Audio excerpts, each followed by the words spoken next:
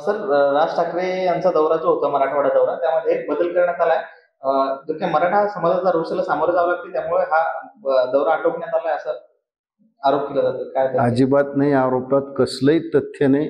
राज ठाकरे कुणाच्याही दबावाला बळी पडत नाहीत. राज ठाकरेंनी धाराशिवमध्ये जे काही मराठा तरुण आंदोलनासाठी आले होते त्यांच्याशी चर्चा केलेली आहे. आणि ज्या माणसाचं आयुष्य, ज्या माणसाचं ध्येय, ज्या माणसाने पक्षच काढला मराठी माणसाच्या हक्कासाठी, मराठी माणसाच्या अधिकारासाठी, तो कसा काय मराठी माणसाचा हक्क अमान्य करेल?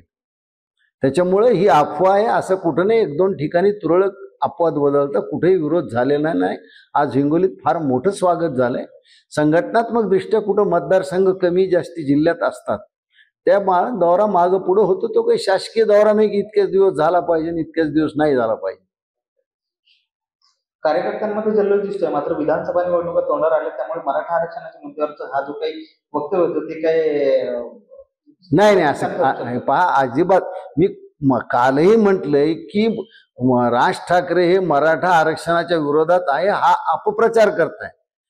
तुम्हाला राज ठाकरेच्या विरोधात प्रचार करायला दुसरं कुठलाही मुद्दा सापडला नाही.